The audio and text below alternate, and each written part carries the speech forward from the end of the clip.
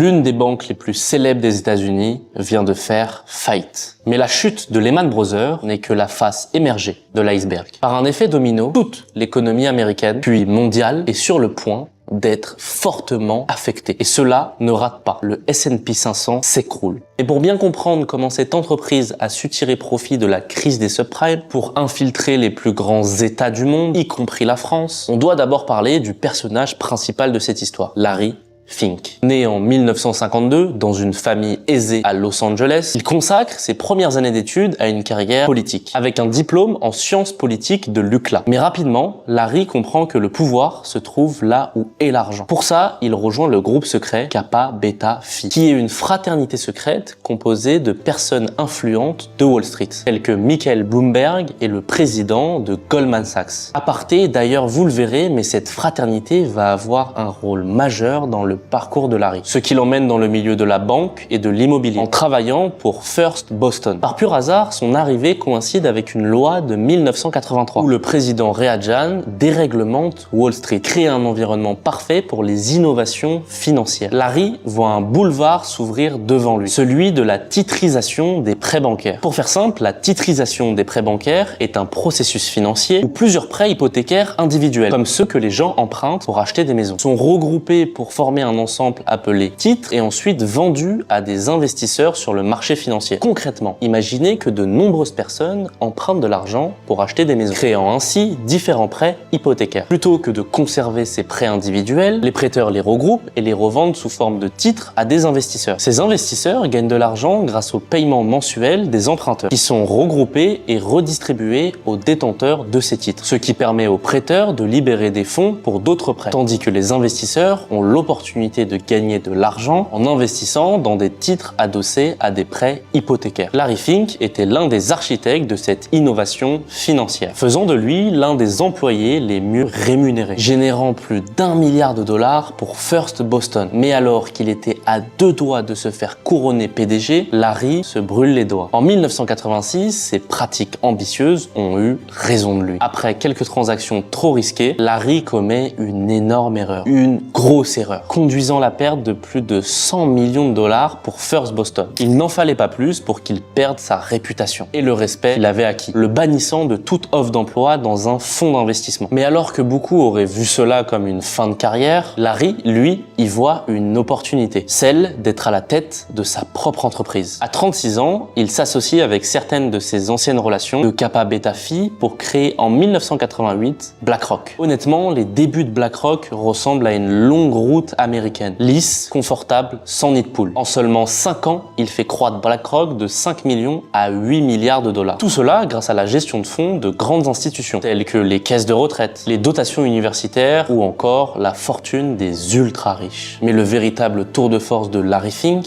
arrive plus tard, avec en 1993 l'introduction des ETF. Depuis son éviction de First Boston, il s'est appliqué son mantra: plus jamais je ne prendrai des risques inconsidérés. Pour ça, il repose ses investissements sur des ETF qui contiennent des titres diversifiés pour réduire le risque. Mais vous vous souvenez de l'histoire des titrisations dont nous parlons plus tôt? En décembre 2000, le Congrès a adopté le Commodity Future Modernization Act, interdisant toute régulation des produits dérivés. Ah, comme c'est pratique. De nouveau, un boulevard se forme devant les banques. Et BlackRock qui réalise donc des milliards grâce au business de la titrisation, rendant encore plus riches des fonds d'investissement comme Vanguard, State Street, Global Advisor ou bien sûr BlackRock. Sauf que, avec le recul, peut-être qu'on peut se poser la question, en étant l'architecte de la titrisation des prêts immobiliers, Larry Fink savait-il que la crise de 2008 allait se produire? En tout cas, la crise de 2008 s'est révélée être une opportunité incroyable pour BlackRock. Grâce à sa connexion personnelle avec le secrétaire au Trésor Timothy Geithner, Larry Fink a obtenu un contrat incontesté pour gérer des actifs de plusieurs banques qui se sont effondrés pendant la crise. Dans un monde normal, cela représente clairement un conflit d'intérêts. Mais dans un besoin immédiat de sauver une économie en faillite, c'est passé inaperçu. C'est complètement fou de se dire que Larry Fink a créé l'outil principal qui a conduit à la crise financière de 2008 et que c'est également lui que le Trésor américain a engagé pour remédier à la situation. En tout cas, en exploitant la crise des subprimes, il devient l'homme le plus puissant de Wall Street. Surtout, cela lui a donné un accès direct au gouvernement américain, ce qui va de nouveau l'aider pour la nouvelle crise qui s'apprête à toucher le monde.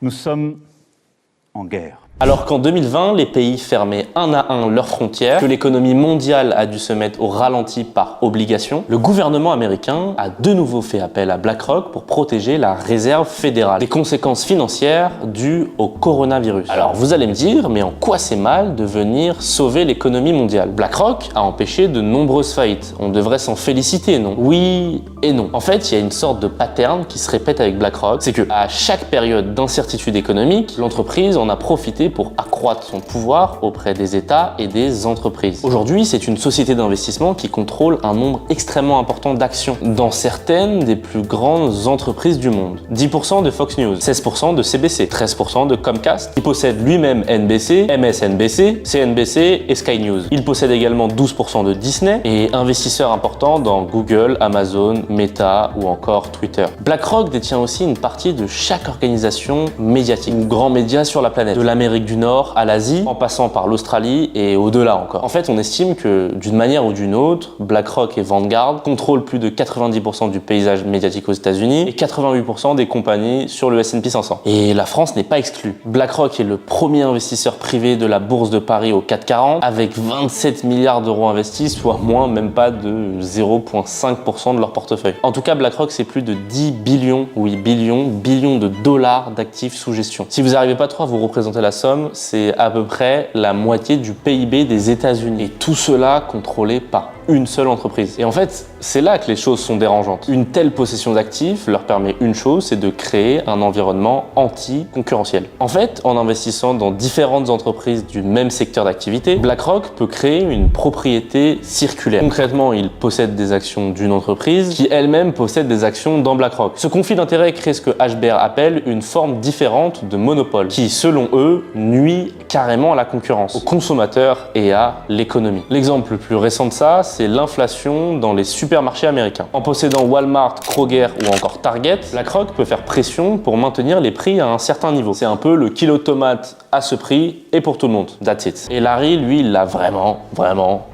bien compris. Au-delà de maîtriser la pluie et le beau temps, BlackRock représente 3 problèmes majeurs pour la société. Et son premier, c'est son impact sur les tendances. En été 2020, alors que tout le monde était foudrage à cause du meurtre de George Floyd, BlackRock a publié une déclaration affirmant que les entreprises devaient servir à un objectif social. Pour cela, elle prévoyait d'attribuer une notation ECG à chaque entreprise. Environnementale, sociale, gouvernance. Pour certains, comme Elon Musk, ce barème ECG est responsable de la culture woke, qui s'est immiscée dans la culture américaine. Il a même révélé ce document qui indique des pourcentages d'inclusion à différentes échelles qu'impose Disney à ses productions. Et c'est là qu'on touche le second problème. BlackRock force les entreprises à l'inclusivité ou à la sobriété quand elle-même reste le plus grand investisseur mondial dans les énergies fossiles et le profit de la guerre, tout en entretenant des relations plutôt amicales avec les violeurs des droits de l'homme, genre la Chine, mais on y reviendra. Par exemple, BlackRock détient une participation de 16% dans Storm Roger et 15% dans Vista Outdoor, tout en soutenant massivement des entreprises comme Lockheed Martin, Raytheon ou encore General Dynamics, pour qu'ils obtiennent des contrats du Pentagone. Mais le plus étonnant, ce sont les liens de BlackRock avec la Chine. Récemment, l'entreprise est devenue officiellement le premier gestionnaire d'actifs mondial à avoir accès au fonds commun des placements en Chine. Alors que les idéologies chinoises et américaines n'ont strictement rien à voir, quoique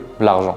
Ouais, l'argent. Ou le fait que BlackRock investisse dans Hikvision, une entreprise chinoise qui fabrique des technologies de sécurité et de communication à usage civil et militaire par le gouvernement chinois, et aussi connue par leur vaste violation des droits de l'homme. 3 anciens de BlackRock occupent ou ont occupé des postes dans le cabinet de Biden. Brian Deese, l'ancien responsable mondial de l'investissement durable chez BlackRock, qui a occupé un poste de 2021 à 2023 comme président du Conseil économique national des États-Unis. Michael Peel, ancien stratège en chef mondial des investissements de BlackRock et dorénavant conseiller principal économique de Kamala Harris. Wally Adeyemo, l'ancien chef du cabinet de PDG de BlackRock et le secrétaire adjoint du Trésor américain depuis 2021. La France n'est pas en reste. Elle aussi commence à être touchée par l'influence de BlackRock, qui rachète massivement la dette française depuis 2017, ou qui emploie des lobbyistes comme JF Cirilli pour transformer notre système de retraite par répartition par un système de capitalisation. Et oui, imaginez les milliards qui pourraient être exploités exploité par BlackRock. En tout cas, Larry Fink a eu le droit à sa petite légion d'honneur, sans doute pour le remercier de nous défaire d'une dette qu'on pourra de toute façon